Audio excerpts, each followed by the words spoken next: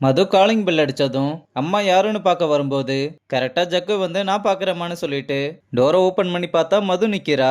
அவளை பார்த்ததுமே நீ இங்க என்ன பண்றேன்னு ரொம்ப பதட்டமா கேட்க, சசி உங்க அம்மாவுக்கு உடம்பு சரியில்லைன்னு சொன்னா அதான் பார்த்துட்டு போலாம்னு வந்தேன். ஏன் நான் உங்க வீட்டுக்கு வரக்கூடாதா?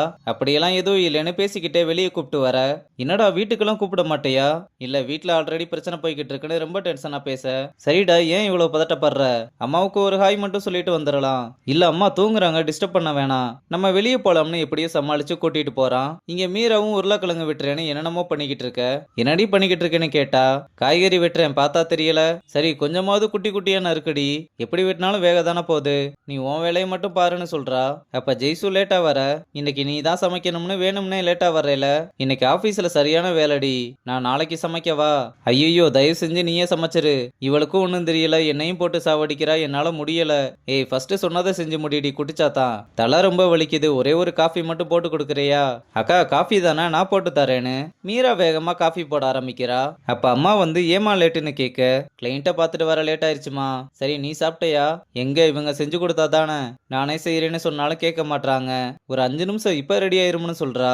அப்படியே அம்மாவும் ஜெய்சு கிட்ட நைஸா கீர்த்தியை கட்டிக்கிறியான்னு கேட்க, என்னது கீர்த்தி மாமாவா?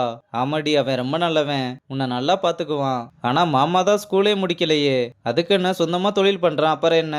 இப்ப இதெல்லாம் வேணாமா, நான் என் கெரியர்ல ஃபோக்கஸ் பண்ணணும்னு சொன்னதும் அம்மா ரொம்ப எமோஷனா, நீ கல்யாணமே பண்ண வேணாம், நான் உன் கல்யாணத்தை பார்க்க ஆசைப்பட்டது தப்பு தான், நான் இன்னும் எவ்வளவு நாள் இருக்க போறேனே தெரியல, என்னம்மா நீ சின்ன புள்ளத்தனமா எமோஷனல் பிளாக்மெயில் எல்லாம் பண்ற, ஏற்கனவே எனக்கு தலை வலிக்குதுமா, அந்த தலைவலிக்கு காஃபி ரெடின்னு மீரா வந்து காஃபி கொடுக்கறா.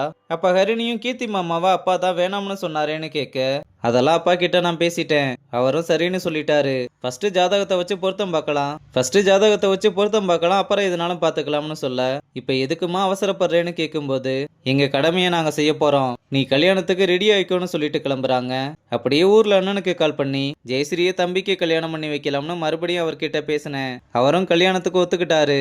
என்னம்மா சொல்ற, என்னால நம்பவே முடியல, அதெல்லாம் நான் ஒத்துக்க வச்சுட்டேனே, நீங்க கீர்த்தியோட ஜாதகத்தை அனுப்புங்க, பொருத்தம் பார்க்கணும். சரிம்மா நான் அனுப்புறேன், இத ஃபர்ஸ்ட் கீர்த்தி கிட்ட சொல்லணும்னு சொல்லிட்டு பொண்டாட்டி கிட்ட விஷயத்த சொல்ல, நீங்க பொண்ணு கேட்டு நடையா நடந்தப்ப வேணாம்னு சொல்லிட்டு இப்ப வழிய வந்து கொடுக்கறாங்கன்னா என்ன விஷயம்னு கேட்க, ஒரு நல்ல விஷயம் சொன்னா சந்தோஷப்படு, அதை விட்டு சந்தேகப்படாத, மலரு உடம்பு சரியில்லாம இருக்கிறதுனால சரின்னு சொல்லியிருப்பாருன்னு தம்பியை கூப்பிட்டு விஷயத்த சொல்ல, தம்பிக்காரு ரொம்ப சந்தோஷமா மொபைல் எடுத்து ஜெய்சுவோட போட்டோவை பார்த்து ரசிச்சுக்கிட்டு இருக்கான். இங்க ஜக்கு வந்து அம்மா கிட்ட ஒரு ஈவெண்ட்டுக்கு அவனுக்கு அட்வான்ஸா வந்த காசை கொடுத்து இதை உன்னோட செலவுக்கு வச்சுக்கோன்னு சொல்ல, அம்மாவும் தான் பையன் நிறைய சம்பாதிக்கிறத நினைச்சு ரொம்ப பெருமைப்படுறாங்க. அப்ப அப்பா வந்ததும் உங்க பிள்ளை எவ்வளவு சம்பாதிக்கிறான்னு பாத்தீங்களான்னு காசை காமிக்க, இவ்வளவு நாள் இல்லாம இப்ப என்ன புதுசா இருக்கு, இவ்வளவு நாள் தோணல இப்ப தோணுது, இனிமேல் உனக்கு பணம் வேணும்னா என்ன கேளுமா, ஒரு நாள் வந்து பணம் கொடுத்ததுக்கே திமுரு சேர்ந்து வருதான்னு கேட்க, ஜக்குவோ ரொம்ப கோவமா அங்க இருந்து கிளம்புறான். இங்க பிரியன் வேலையை முடிச்சுட்டு வீட்டுக்கு வந்ததும் இங்க ஏதாவது 1 BHK பிளாட் கிடைக்குமான்னு கேட்டா, தேடி பார்த்தா கிடைக்கும்டா, யாருக்கு கேட்கிற, வேற யாரு எனக்கு தான், டேய் உங்க அக்காவுக்கு டெலிவரி டைம் நெருங்கிக்கிட்டு இருக்கு, இந்த நேரத்துல போய் இப்படி சொல்லிக்கிட்டு இருக்க, இல்ல மாமா நான் வர்றதுக்கு ரொம்ப அன்டைம் ஆகுது, உங்களை வேற தேவையில்லாம டிஸ்டர்ப் பண்ணிக்கிட்டு இருப்பேன்னு சொன்னதும் மாமா சாப்பிடாம கூட பாதியிலே எந்திரிச்சு கிளம்புறாரு. டேய் ஏன்டா நீ வேற, இனிமேல் இந்த மாதிரி அவர்கிட்ட பேசாதன்னு அக்கா சொல்றாங்க.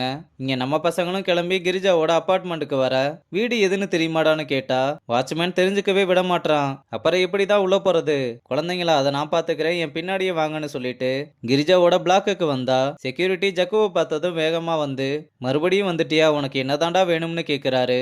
இங்க ஒருத்தரை பார்க்க வந்திருக்கோம், சரி பர்மிஷன் இருக்கா? ஹலோ மிஸ்டர் நான் லாயரு, இவங்க எல்லாருமே என்னோட ஜூனியரு, முக்கியமான விஷயமா என் கிளைண்ட்டை பார்க்க வந்திருக்கோம், உள்ள விடுங்க, யாருன்னே சொல்லாம உள்ள எப்படிங்க விட முடியும்னு கேட்டா, ஜெய்சு உடனே இங்கிலீஷ்ல பீட்டர் விட, செக்யூரிட்டி ரொம்ப பயந்து ஐயோ நீங்க ஃபர்ஸ்ட் போங்கம்மான்னு சொல்றாரு. 4 பேரும் சும்மா மாசா கிளம்புறதோட இந்த எபிசோட முடிச்சிருக்காங்க.